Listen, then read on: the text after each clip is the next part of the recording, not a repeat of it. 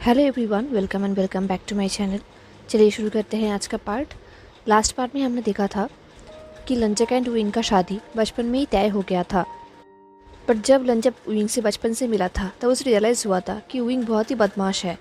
वो बिल्कुल लंचक का ऑपोजिट है। तब लंचक एंड विंग 10 साल के थे। विंग गुसू 7 दिनों के लिए आया था। अब अगेन 6 साल बाद फिर से बाहर का स्टूडेंट्स गुसू आ रहे थे पढ़ने के लिए। इसका मतलब जियांग क्लैन से भी स्टूडेंट्स आएंगे, जैसे कि Wing, Jiang Chang and Jiang Yali.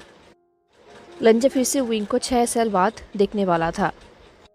लंजे expect कर रहा था कि अब विंग बदल गया होगा, अब वो शांत हो गया होगा, जैसे कि एक्चुअली होना चाहिए। बट ऐसा बिल्कुल भी नहीं था। शांत तो दूर की बात, विंग और भी ज़्यादा बदमाश हो गया था। जैसे कि गुस्से में आते ही पता चला कि वो इनविटेशन कार्ड भूल कर आया है।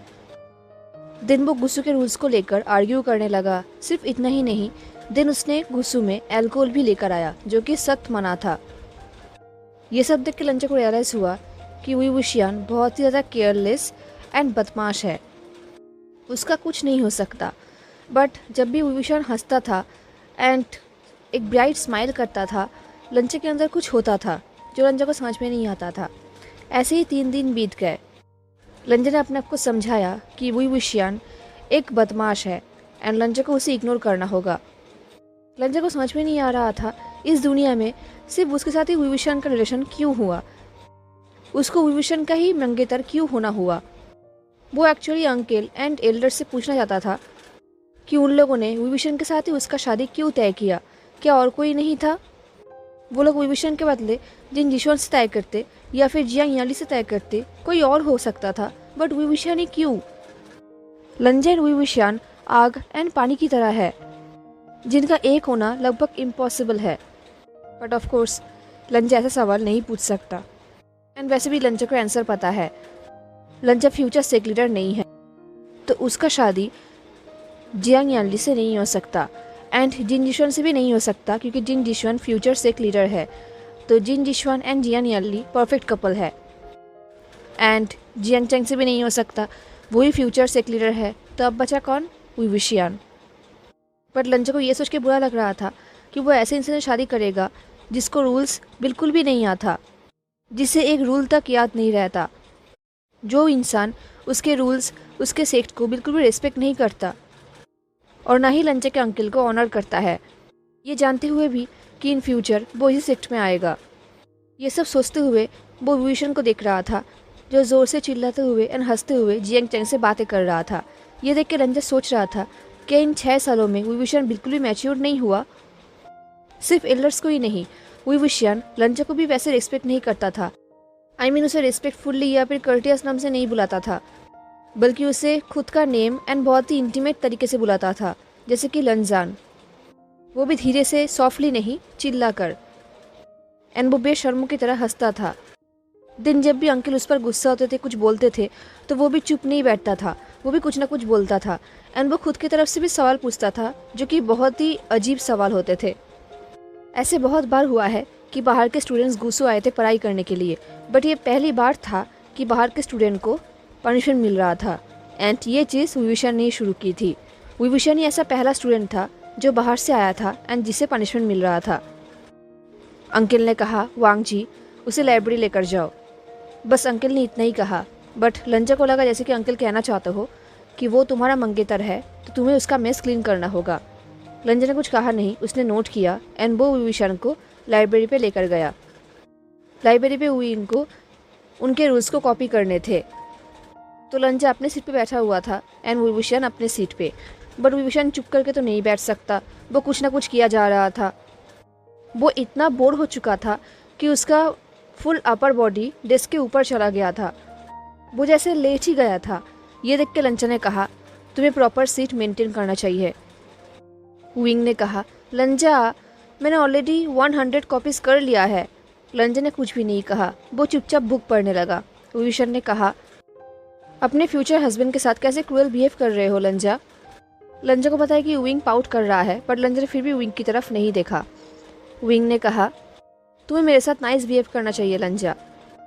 क्या शादी से पहले काइंडनेस दिखाना भी अलाउड नहीं है? लंजा ने कुछ भी नहीं कहा। वो चुपचाप बुक पढ़ने लगा। ये देख के विंग ने कहा, नो काइंडनेस, कितना क्रूअल हो तुम। दिन मैं ये जानना चाहूँगा कि शादी से पहले क्या अलाउड है?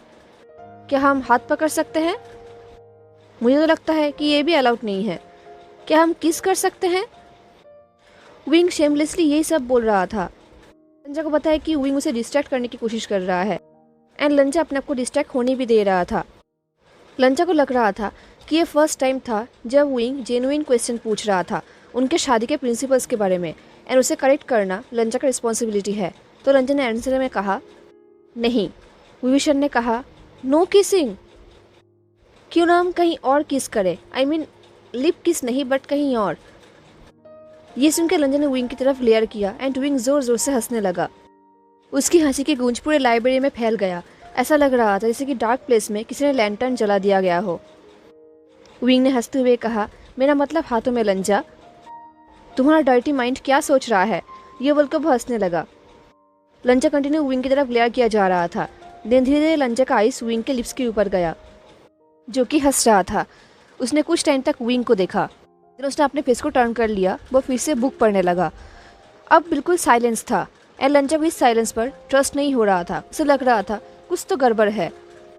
इससे पहले वो कुछ कह पाता या फिर सोच पाता, विंग ने बहुत ही पास से कहा, क्यों ना हम। विंग का ये वॉइस बहुत ही पास था, लाइक उसके बिल्कुल कानों के पास। ये सुनते ही लंजा ने विंग की तरफ देखा एंड लंजा को रियलाइज हुआ कि विंग उसके बहुत करीब है। लंजा को पता भी नहीं चला कि कब विंग दूसरे तरफ से अपने डेस्क से उसके डेस्क तक कैसे आ गया, वो भी बिना आवाज़ किए। बट लंजा ने कुछ कहा नहीं। उसने विंग की तरफ शार्पली देखा। विंग ने एक पेपर के ऊपर किस किया एंड उस पेपर को लंजा के लिप्स में टच किया। ये देखते ही लंजा ने उस पेपर को छीन लिया एंड फाड़ के फेंक दिया। ये देख के विंग ने कहा, इनफैक्ट लेटर किस भी नहीं। क्या तुम्हें पता है लेटर किस कितना रोमांटिक है? ये बोल के वो लंजा के पास ही बैठ गया, उसके डेस्क पे। दिन वो लंजा के डेस्क के ऊपर लीन हो गया। उसने कहा, लंजा, क्या होगा अगर हम ट्रेजिकली सेपरेटेड हो गए? तब तो सिर्फ एक लेटर ही मेरे फीलिंग को तुम्हारी तरफ पहुंचा सकता है ना? तुम ये मानते हो ना? लंजा ने कहा, बिल्कुल। ये सुन के विंग स्माइल करने लगा। उसने कहा, सीरियसली तुम मानते हो? लंजा ने कहा, हाँ, बट शादी के बाद। ये सुन के विंग ने ग्रोन किया एंड लंजा फिर से अपना बुक पढ़ने लगा। लंजा बुक तो पढ़ रहा था बट उसने रियलाइज़ भी नहीं किया था कि जब वो बुक का पेज टर्न करेगा तब उस पर क्या आएगा।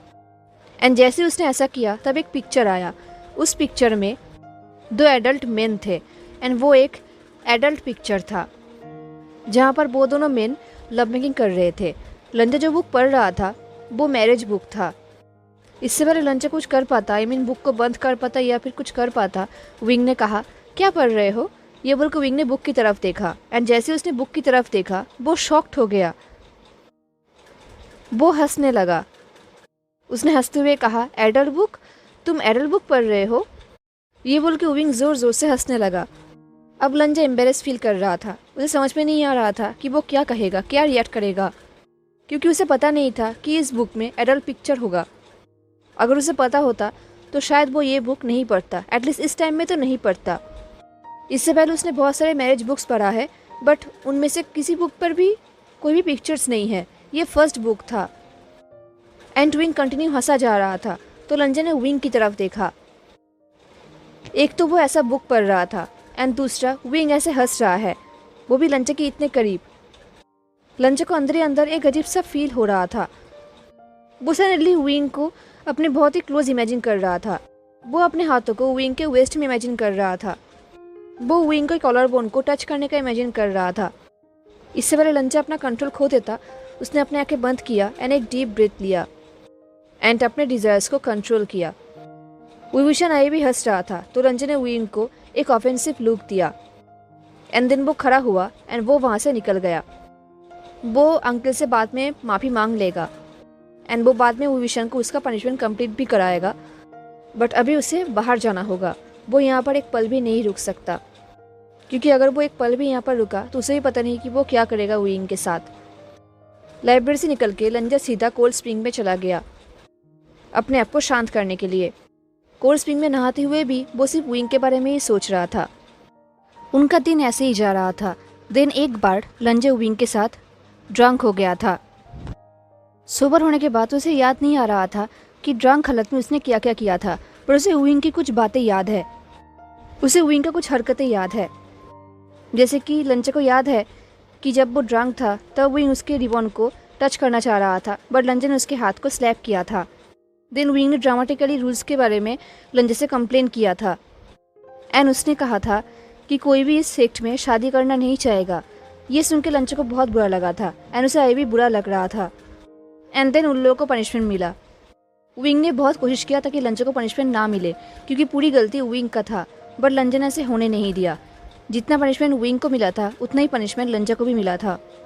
लाइफ में पहली बार लंचा को ऐसे पनिशमेंट मिल रहा था एंड जो कि बहुत ही पेनफुल था। जब उन दोनों को पनिशमेंट मिल रहा था, उनके ऊपर कोड़े पड़ रहे थे, तब विंग ने लंचा की तरफ देखा और कहा, तुम ये क्या कर रहे हो? बट लंचा ने कुछ भी नहीं कहा। वो विंग को इग्नोर करते हुए पनिशमेंट लेता रहा। फाइनली जब उनका पनिशमेंट ख़त्म हुआ, वो दोनों धीरे धीरे उठकर खड़े हुए। लंचा को बहुत पेन हो रहा था, पर वो दिखा नहीं रहा था। सेम एज विंग, वो थोड़ा नाटक तो कर रहा था, पर वो उतना भी पेन को नहीं दिखा रहा था।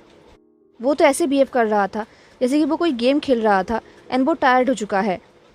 ये देख के लंचा को बहुत ही अजीब लगा। उसने कहा, वुई वुशियान। ये सुन के वुई वुशियान ने लंचा की तरफ देखा। उसने कहा, लंचा, क्या तुम एक गुड हस्बैंड की तरह मुझे कंफर्ट करोगे? क्या तुम मेरे लिए सूप बना कर दोगे एंड मेरे इंजरीज पर लोशंस लगाओगे? ये सुन के जियान येली ने स्माइल किया एंड जियांग चैंग ने ग्लेयर किया एंड जिन जिशवान ने आई रोल किया एंड निया हुसैन फैन के पीछे छुप गया। एंड लंचा को बिलीव नहीं हो रहा था कि इस वक्त विभूषण ये सब कह रहा है। तभी लंचा को मैरिज के रूल्स याद आ गया। एक रूल में लिखा हुआ था कि कभी भी अपने पार्टनर का रॉन्ग बिहेवियर को ऐसे बढ़ावा मत दो, इससे तुम दोनों के ऊपर एंड तुम्हारे मैरिज के ऊपर इफेक्ट पड़ेगा। ये याद आते ही लंचा ने कहा, कभी भी अपने पार्टनर को। इससे पहले लंचा कंप्लीट कर पाता, विंग ने ग्रोन किया और कहा, लंचा, तुम कम्प्लीटली इम्पॉसिबल हो। ये सुन के लंचा स्टिल हो गया एंड विभूषण नी हुसैन के साथ वहाँ से चला गया। जैसे विभूषण वहाँ से गया, जियान येली लंचा के पास आई। जियान येली ने कहा, लारा गोंगजा, आई एम श्योर आशियान आप दोनों के मैरिज को ऐसे डिसऑनर नहीं करना चाहता था। प्लीज़ अब ये याद रखिए कि आप दोनों डिफरेंट जगह पर बड़े हुए हैं। वो एक ऐसी जगह पर बड़ा हुआ है जहाँ पर ऐसा कोई भी रूल्स नहीं था। उसे पता भी नहीं था कि ऐसा कोई डिसिप्लिन एग्जिस्ट भी करता है। वो फ्रीली जीना पसंद करता है, तो उसे थोड़ा टाइम लगेगा। आई होप आप समझ सकते हैं। ये बोल के जियान येली ने एक सॉफ्ट स्माइल किया। जब यानली ने ये सब कहा, तब जिन जिशवान यानली को ही देख रहा था, जैसे कि वो यानली से कुछ सीख रहा था। इससे पहले लंचा कुछ कह पाता, जिन जिशवान यानली के पास आई। उसने कहा, जियांग गुनिया। ये सुन के यानली ने नोट किया। जिन जिशवान ने कहा, क्या तुम क्या हम। ये बोलकर वो चुप हो गया। वो अंदर अंदर सोचने लगा कि उसे ऐसा करना ही होगा, तो उसने कहा, क्या हम स्ट्रीम के पास थोड़ा वॉक कर सकते। इससे पहले जियान यानली कुछ कह पाती, वहाँ पर जियांग चैंग आ गया। उसने कहा, आजिए। जिन जिशवान, लंचा एंड जियान यानली समझ गए कि जियांग चैंग क्या कहना चाहता है। ये देख के जिन जिशवान को गुस्सा आ गया। उसने कुछ कहा तो नहीं, बट उसने अपने तलवार को टाइटली पकड़ लिया। बट यानली ने ये चीज़ नोटिस किया, तो यानली ने कहा, थैंक यू जिन गोंगजा, हम ऐसा कर सकते हैं। ये बोल के जियान यानली जिन जिशवान के साथ वहाँ से चली गई। अब पनिशमेंट के बाद लंचा कोल्ड स्प्रिंग पे आया था अपने आप को हील करने के लिए। वो कोल्ड स्प्रिंग में बैठकर सिर्फ विंग को ही याद किया जा रहा था। एंड तभी वहाँ पर विंग आ गया। विंग ने कहा कि जेबोचुन ने उसे यहाँ पर भेजा है। ये सुन के लंचा को लग रहा था या तो विंग झूठ बोल रहा है, जो कि झूठ बोलना यहाँ पर मना है, या फिर जेबोचुन कुछ करने की कोशिश कर रहे हैं जो लंचा को समझ में नहीं आ रहा था। जब लंचा ये सब सोच रहा था, तब विभूषण लंचा को ही देख रहा था। वो लंचा के फेयर स्किन को देख रहा था। वो लंचा की स्मूथ स्किन को देख रहा था। ये फर्स्ट टाइम था जब विभूषण लंचा को ऐसे नेकेड देख रहा था। विभूषण का बहुत मन कर रहा था कि वो एक बार लंचा के स्किन को टच करे। इससे पहले विंग कुछ कह पाता, लंचा अपना कपड़ा पहनने लगा। ये देख के विंग ने पाउट किया। दिन वो खुद भी पानी में आ गया एंड वो खुद अपना कपड़ा उतारने लगा। वो अपने कपड़े उतारते हुए कहने लगा, इसमें तुम्हारा कोई फॉल्ट ही नहीं था, सब कुछ मैंने ही किया था, मैं ही यहाँ पर अल्कोहल लेकर आया था। लंचा ने कहा, मैं ड्रंक हो गया था मैं भी पनिशमेंट डिज़र्व करता हूँ। विंग ने कहा, मैं इससे एग्री नहीं करता। लंजा को समझ में नहीं आ रहा था कि वो इसके जवाब में क्या कहेगा।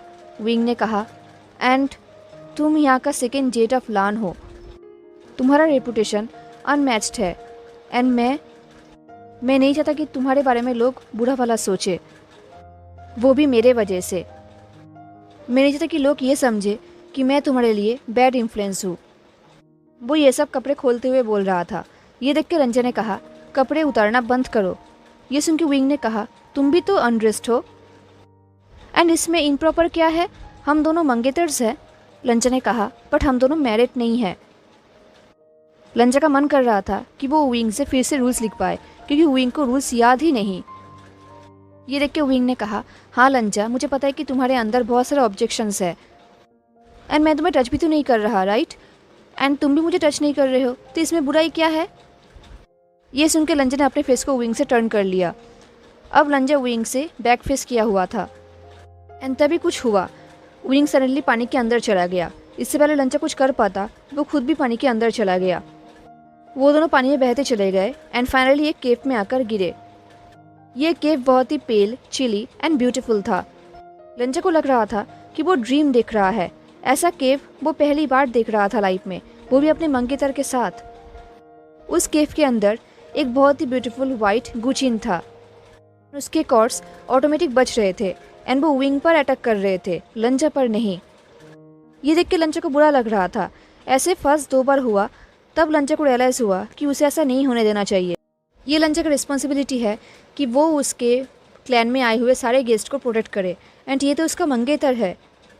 तो लंजा ने बीच एंड से विंग को प्रोटेक्ट किया, बट फिर भी विंग के ऊपर अटैक हुआ जा रहा था। तभी उन लोगों को कुछ रैबिट्स दिखा, जिनके फॉरहेड पे लान क्लैन का फॉरहेड रिबन था।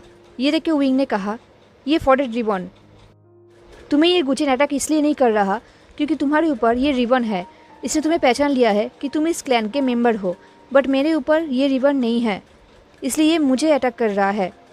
लंजा को रियलाइज़ हुआ कि विंग सच कह रहा है। विंग ने कहा, जल्दी करो लंजा, वो रिबन मेरे ऊपर बांधो। ये बोलकर विंग ने अपने हाथों को लंजा के सामने किया। लंजा बिल्कुल स्पीचलेस हो गया। वो सिर्फ विंग को देखने लगा। विंग ने कहा, क्या क्या हुआ है? विंग को बिलीव नहीं हो रहा था।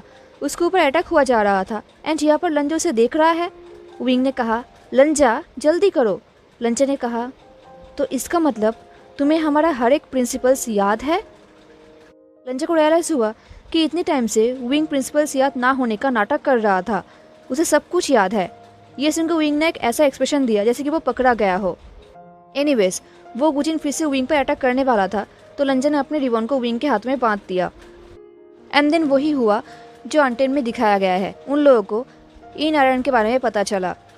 दिन जब वो दोनों केव से बाहर निकल रहे थे, लंजा को याद आ रहा था कि विंग तब कोल्ड स्प्रिंग में बोल रहा था कि मैं तुम्हें टच नहीं कर रहा एंड तुम मुझे टच नहीं कर रहे। ये सेंटेंस सुनते ही लंजा के अंदर कुछ हो रहा था। लंजा के अंदर बार बार विंग की ये बातें गूंज रहा था। उसे एक अजीब सा फील हो रहा था। उसे पता नहीं ये कौन सा फीलिंग है। हेलो एवरीवन, तो कैसा लगा आपको आज का पार्ट? ज़रूर बताना। मिलते हैं नेक्स्ट पार्ट में, तब तक के लिए tata, take care, stay safe, bye.